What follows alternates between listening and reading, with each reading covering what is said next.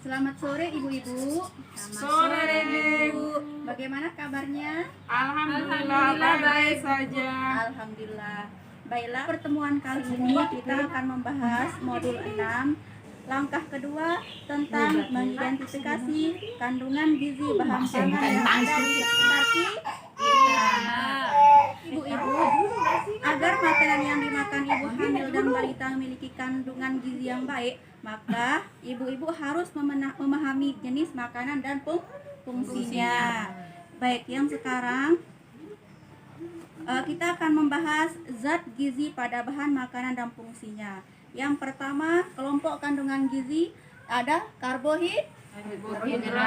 Kemudian yang kedua ada protein atau lauk pauk. Kemudian yang ketiga ada vitamin. Vitamin masuk dalam kelompok buah-buah.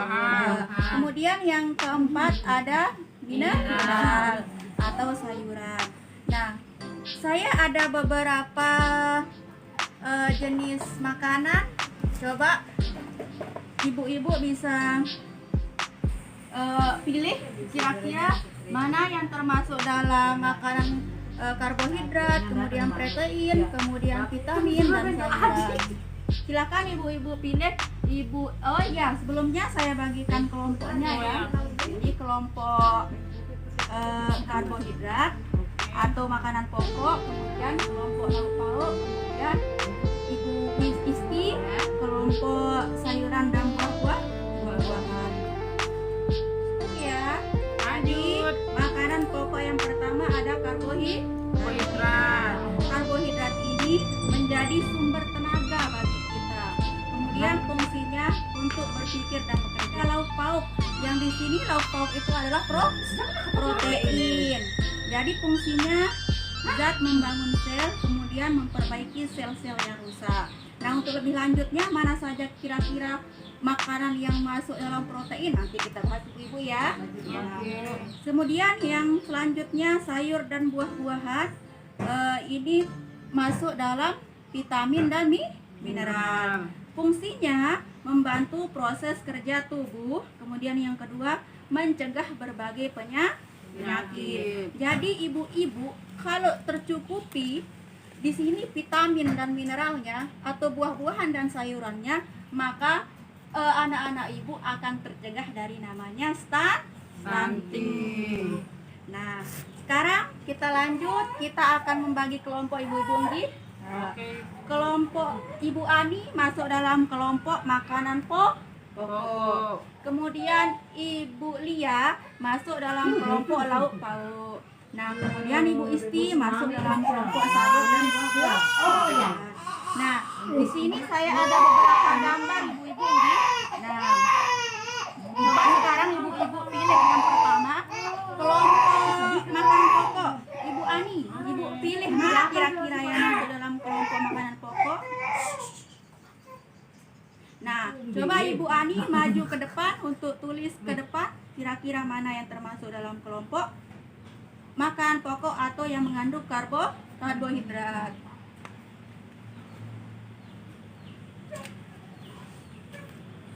Ini spidolnya Bu Alia dipilih mana jenis makanan yang mengandung protein atau lauk pauk.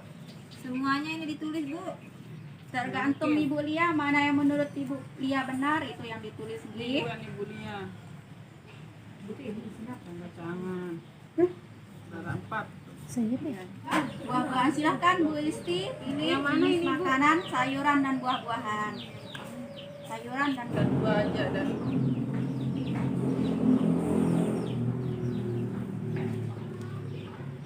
jadi ibu-ibu semuanya, ini merupakan semua jenis makanan yang ada di lingkungan sekitar kita.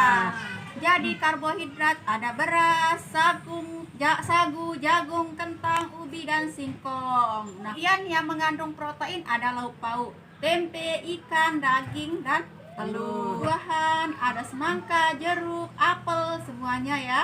Nah, yang mengandung sayuran ada kelor, bayam, daun ubi. Nah, jadi semua yang ada di sini ini ada di lingkungan sekitar kita. Ibu Isti di pekarangannya ada apa aja? Ada kelor, ada pepaya, Bu.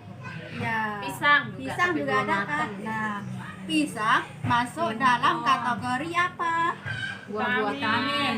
Vitamin, buah-buahan.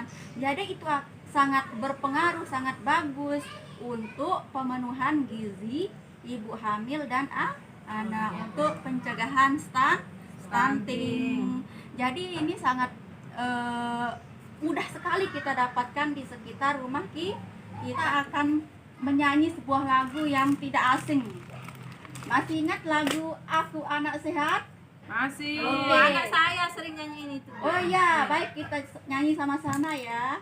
1, 2, 3. Aku anak sehat, tubuhku kuat, karena ibuku rajin dan cermat.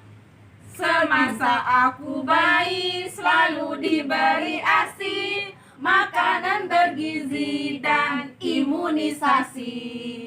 Sebelumnya terima kasih saya ucapkan Ibu Ani, Ibu Lia, Ibu Isti karena sudah aktif dalam diskusi kita kali ini. Nah, jadi makanan yang dikonsumsi oleh anak dan ibu hamil harus memenuhi gizi seimbang yang ada di antara semua ini. Ada misalnya nanti karbohidrat, ada nasi, kemudian ada lauknya apa, misalnya tempe. Nah, kemudian nanti ditambah lagi dengan ikan. Nah, untuk sayurannya bisa nanti daun kelor. Seperti itu ibu-ibu nggih. Nah, kalau sudah terpenuhi, insya Allah pemenuhan gizi untuk mencegah anak stunting bisa terhindar dari stunting. Nah, di sini ada yang saya sampaikan 10 pesan untuk menu gizi seimbang.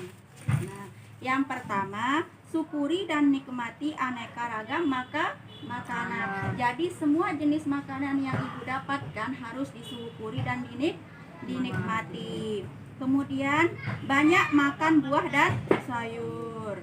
Nah, kalau misalnya tidak cukup uangnya untuk membeli buah, bisa ibu-ibu metik di pekarangan rumah sendiri atau minta di tetangga sebelah ya. Kalau ada misalnya tetangga sebelahnya punya pepaya, bisa ibu-ibu minta nggih. Nggak mesti beli nggih. Nah, Saya sering dikasih ubi. ya, dikasih ubi. Kemudian yang ketiga, biasakan mengkonsumsi lauk pauk yang mengandung protein tinggi. Apa tadi lauk pauk yang mengandung protein tinggi, ibu-ibu? Daging, ikan. Daging, ikan, apa juga? Telur. Nah, dan lain-lain. Kemudian yang keempat, biasakan mengkonsumsi aneka ragam makanan pokok. Kemudian yang kelima, batasi mengkonsumsi pangan manis. Kira-kira pangan manis itu yang mana ibu-ibu maksudnya?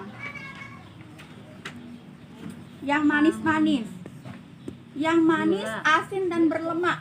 Gula dikurangi ya. Nah, kemudian kalau yang berlemak, misalnya apa, minyak, ya ibu ya. Nah, yang keenam, biasakan sarapan pagi. Nah, ini ibu-ibu yang paling poin pentingnya. Jangan sampai sebelum beraktivitas terlebih dahulu kita biasakan sarapan.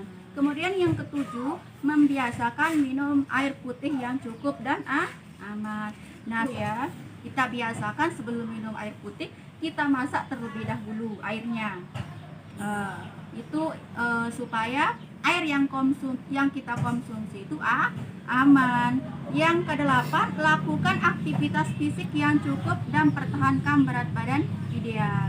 Dan yang kesembilan, biasakan membaca label pada kemasan pangan. Nah, ini ibu-ibu, terutama untuk anak-anak. Sebelum anak-anak membeli suatu makanan atau snack, biasakan dulu ibu-ibu membaca. Itu aman enggak untuk anak-anak? Untuk ibu hamil juga aman enggak? Itu yang kita perhatikan ibu-ibu nggih.